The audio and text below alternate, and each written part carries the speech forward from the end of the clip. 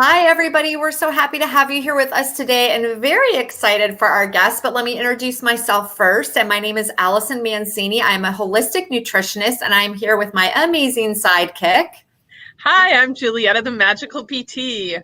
Welcome to Voices of the Goddess podcast, where we interview other women because we know every single one of us has a goddess inside, and we're filled with information that we may not know it, but that is information that someone else out in our audience needs to support them in becoming the goddess they are meant to be.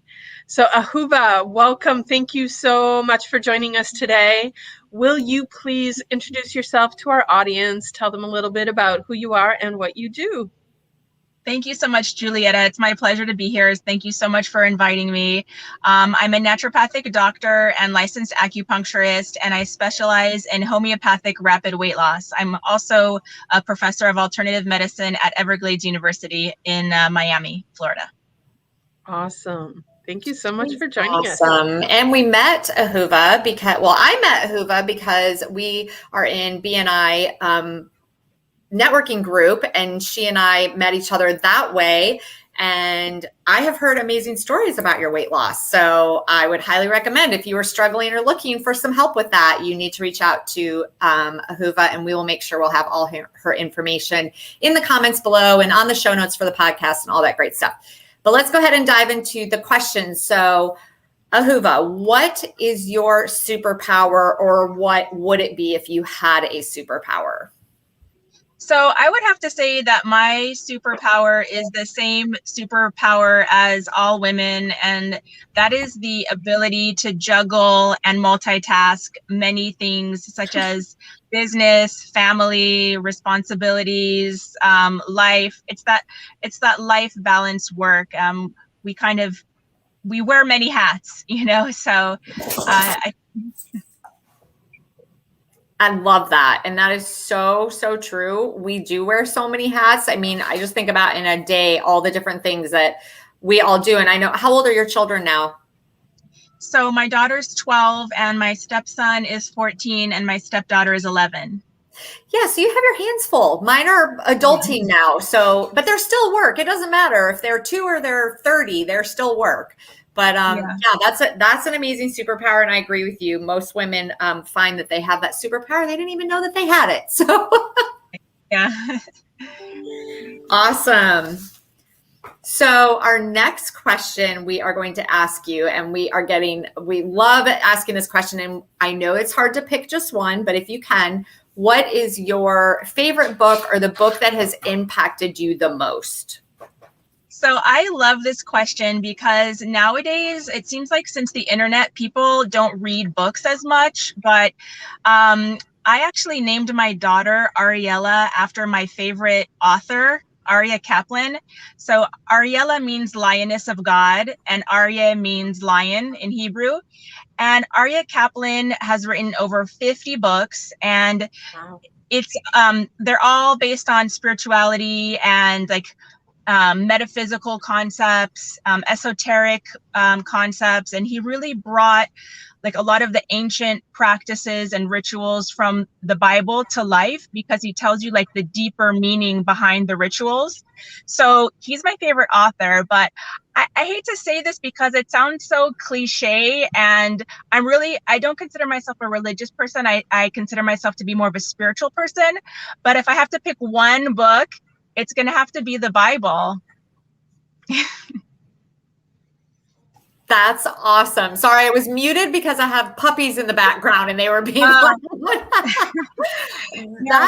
you know what? That's amazing. And we have had, we have a wide diversity of guests here. We've had people that have read books we had one guest that one of her books it's in Spanish though, the Bible, right? Wasn't that?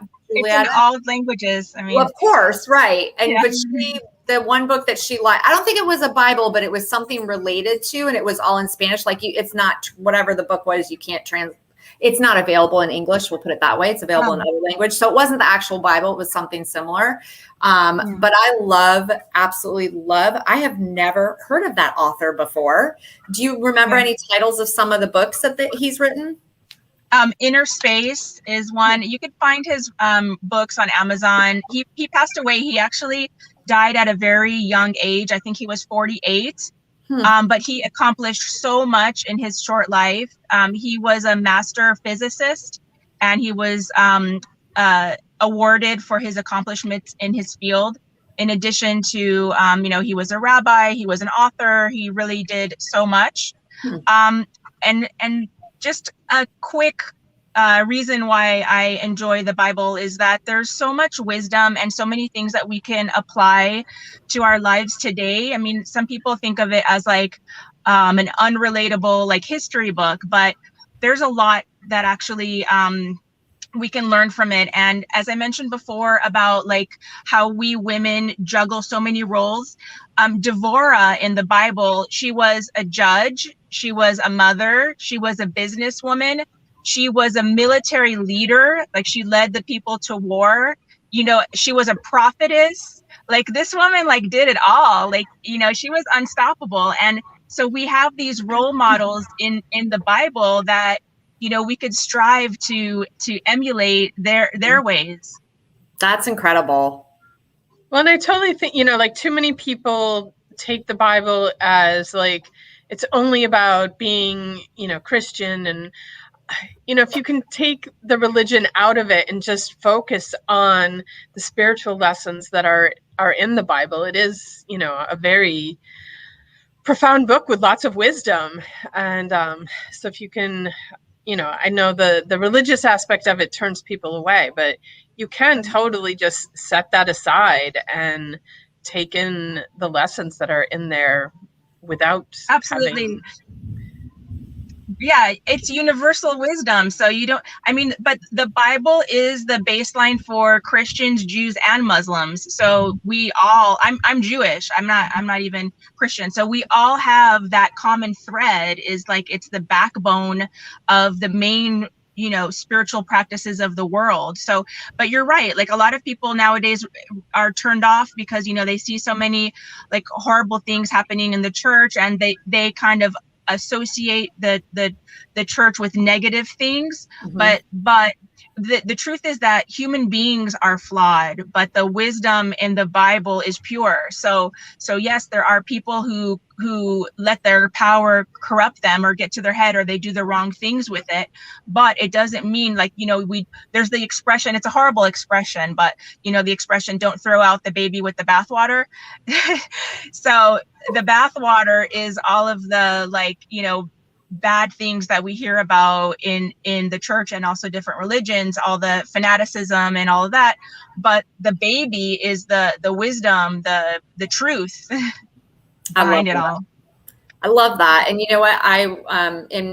When I was in my 20s, I spent a lot of time actually studying the Bible, and I'm a history buff. Like I love that. And so what I love, it's just like you guys are saying, if you look at it, and it just is so rich. There's so much wisdom. There's so much amazing history that's been recorded there. There's so many amazing things that the Bible does have to offer, and the spiritual lessons are incredible. So I love that you brought up that book. I think it's phenomenal, and I'm definitely going to have to look into the author. It's Aria Kaplan, right?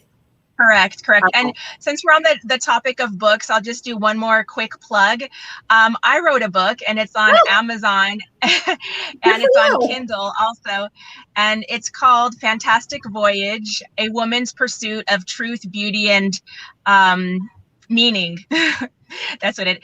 And so basically, my first job after acupuncture school, when I got my master's in acupuncture and my naturopathic doctor degrees, I got a job doing acupuncture on a cruise ship, and I did that for 2 years. And I got to travel all around the world. And the book is about all of my adventures that I had all around the world. So there's another fun read. You should totally listen. I'm trying to write a book. They're not easy to write. So you 100% should plug that book. Good for you. That's awesome. Thanks. It's a fun read, and you don't have to read it in order because the stories are short stories, kind of like Chicken Soup for the Soul, like little inspirational stories. It's 100,000 words, so it's a lot of material, but it's educational. You learn about different cultures, different like worldly things that, especially now with COVID, people are traveling less. So it's like a virtual vacation. That's awesome. I love that. All right. So our next question, and I'm asking this to someone who is an acupuncturist and alternative, wellness, and you teach and everything, but I am super curious. So one of the questions we ask all of our guests, and something that we are really encouraging the women in our audience to focus on, is taking care of themselves, putting themselves first, giving themselves time. So what is your favorite way to take care of you? What is your favorite self-care practice?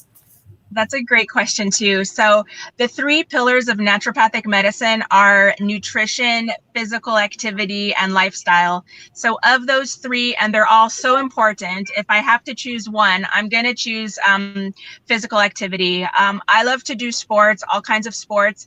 I recently completed my first Spartan race, which is 20 obstacles and 5K. And I'm scheduled in November, God willing, to do my first sprint triathlon. And I think that sports are so important, not only for health and physical well-being, but for mental health, for relieving stress. The mind, body, and spirit are all interrelated. And when we have too much stress on our minds, our bodies don't function optimally. So I'm going to have to go with exercise for that one. Yeah, I agree with you. It's funny because my post on my profile page on Facebook was about taking the dog and getting out for a walk and getting some movement in. And to be honest with you, I have a packed day. Like, I really did not have time to make time for getting out and getting some movement and getting a walk in. But I know I preach that to people all the time. Like, you have to get some movement in. We were not meant to just sit around, and we are all doing way too much sitting around right now. So I encourage people. I'm glad you brought that up. And I think it's awesome that you do Spartan races and all that stuff. But also, I want our audience to know, if you just would get out and go for a walk, that's good too. Absolutely. Just move, Yeah. Walk up some stairs instead of taking the elevator. I was just going to say, my office is on the 2nd floor, and I had to run out to do some errands, and it could be so easy to sit and wait for the elevator, but it's much quicker to run down the stairs, run back up the stairs. And how many times can I do the stairs in a day? Right. Absolutely. Yeah. All right. I agree. Our last question is one that we actually did research. So when Juliet and I decided we wanted to venture into this world of podcasting, our amazing marketing person in our BNI chapter suggested you really need to do your research. You need to, talk to your ideal avatar, find out what they really need. And one of the things we found that they were all pretty much requesting help with was accountability, like how to find accountability, how to stay accountable. So how do you in your life, because you are juggling a lot, you have your hands full, you have 3 essentially teenagers, and you're working and you teach and you're part of BNI and you do all kinds of, I'm sure, other things, Spartan races. How do you hold yourself accountable? So I use those old-fashioned day planners. I don't have my calendar on my phone. I write everything down. Oh yeah, there you go. So I create goals for myself daily, and also for the year. And I like to check things off as I accomplish them. I have this podcast on my day planner, and when we're finished, I'll check it off. And then I see once in a while, some of the items on there don't get checked off, so they roll over, but I try to make sure that I get everything done. And so that's how I stay accountable to myself. And with my patients, for example, with my weight loss program, we check in on a regular basis. So I don't just start somebody on a program and then disappear, because if they don't have somebody to be accountable for, it'll be harder for them to achieve their success. And I want them to be successful in the program, So yeah, so just checking in with others and with yourself on a regular basis. Yeah, that's awesome. And I think you bring up a really good point about your program, and that you do hold your clients accountable. And it made me think of accountability partners, or we've interviewed some women that have an accountability group, or, somebody that's going to be honest with you. Like my accountability partner who's sitting on the screen, she's sitting to my left, but I guess to my right, whatever, she's the one that holds me accountable, that calls me out and is like, hey, you forgot to do this, or did you get this done? Or, you know what I mean? Like we all need that. Even when you're 50, you still need that stuff. Yeah. Still need someone to keep you accountable. Right. But yeah, absolutely. I'm an old fashioned girl too. I like my day planner. I love my day planner. Julietta, I'm glad I'm not alone. Yeah. What do you use? Do you count? Oh, Julietta uses her brain. She remembers everything. Except for, this is something that I've spoken about before, that historically I remembered everything. I knew everybody's birthdays. I knew every appointment, like you could schedule a dinner with me 5 months from now and I'd be there. Like, but as I'm getting older, I think the whole perimenopausal hormonal craziness has done something to my brain. And so I don't have the same memory skills that I used to have. And because I had those memory skills before, I never developed the skill of using a planner and writing stuff down because I didn't have to do it. But now I'm finding that I need to. And so it's a skill that I'm really crappy at it right now, but hopefully with practice and time, I'll get better at. I use my phone to a certain extent, and obviously like for work, I have patients and, I have a schedule there, but I need to get better at, writing down all those other things that I used to remember without an issue. Because it's not as easy as it used to be. Yeah. I have 2 phones. One is for business and one is for personal. So I text myself messages. So in order to not, so that I don't forget things. So like sometimes, I'll have a thought and then I'm afraid that I'll forget it. Maybe I'm a little like OCD or type A or something or whatever, but I just want to make sure that it's like part of my checklist. If I don't have my book with me, then every once in a while I'll go into my text messages and like make sure that I'm doing what I'm supposed to do. And then as I do it, then I delete the messages once I've done them. That's good. That's a really good idea. Maybe it's time. I've done that emailing, and occasionally I text myself, but that might be I might have to take that tip. Text myself more often. After I said that, I felt like a little bit embarrassed that I exposed my neurosis. The thing though is that, and this is something that, and I had a massive conversation with a client yesterday about this, is that like we hide so much about ourselves when and I used to do it myself, and now I'm probably like an overshare or whatever, but all the things that we think are unique to us, somebody else out there is dealing with the same thing. And when we share that parts of ourselves, it gives other people, like, it allows them to feel better about themselves. It allows them to share their story with other people. Like share away, people. Share. Yeah. I'm like you, also probably overshare, but yeah, but I think it's encouraging, and that is one of the reasons that we wanted to do this podcast and why we started it, because we wanted our audience, we wanted women to hear from other women that we all struggle with the same things. We all have things that we don't do well, or we're challenged by, and the more you can be transparent, I think it's good for people to see that it's real. And a lot of what we're not seeing these days is very real. So it's a lot of, so. All right. So we are to our takeaway part of our interview. So this is a part where we share one thing about the interview, something we're going to take and apply to our own life, or something that an aha moment, or something that just really stood out to us. So Julietta, you get to start. Mm-hmm. Awesome. And there's some construction over here. I don't know how much that's coming through, so I'm trying to keep myself mic now. But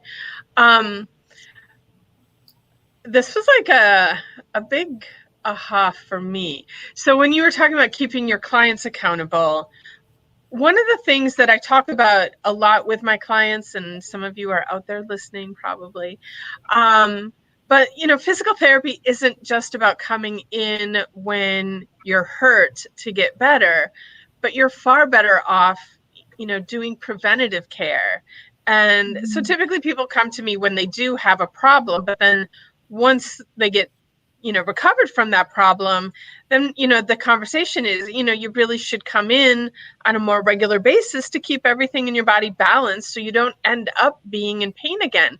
And they're all like, yeah, that's a great idea. I'm going to do that. And then they forget. And I get to find a way to help them not forget and help them be accountable. Yeah. That's So great. for that, I'm like, that's a huge takeaway, Julietta. I love that. Yeah. Okay. So my takeaway is that I could eventually need 2 phones, but we're going to hold off on that for now. No, my takeaway actually is I want to check into Aria Kaplan. I have not heard of that author. I'm very intrigued. I'm going to look into it. And I need to check out Ahuva's book because it sounds like a very fun read. And I think I'm a little envious. I 2 of my girlfriends and I in college talked about going and work because we were in Michigan in college, and we talked about how great it would be go work on the cruise ships for a year just for fun. And then I got engaged and got married, so I didn't do it. So I'm a little envious, and I feel like I'm gonna have to live vicariously through Ahuva's book on her voyages. That sounds really cool. So that's my takeaway. So Ahuva, what is your takeaway today? Julietta's last remark about, not being afraid to expose yourself, so to speak, because being honest and authentic is really like how we connect with other people, and something that we might be embarrassed of might be something that helps somebody else to feel free and supported. And so I guess just to be more authentic and, not be afraid to share my truth. I think that's awesome. I love that. Julietta, do you want to wrap us up? I can wrap us up. So first of all, thank you, Ahuva, for joining us today. It was very nice to meet you virtually. And I think that we need to talk outside this meeting too, like given our professional similarities and of course, we want to thank our audience for joining us as always. And if you've liked what you've heard today on the show, please subscribe to our YouTube channel, to our podcast. Please share it with your girlfriends. And any of the information that you've heard on the show today, we will have the links, contact information in the comments in the show notes so you can connect with all of that information. And so thank you, everyone. It's been a pleasure having you on here, and have a magical day. You too. Thank you. Thanks, Ahuva. Bye, guys.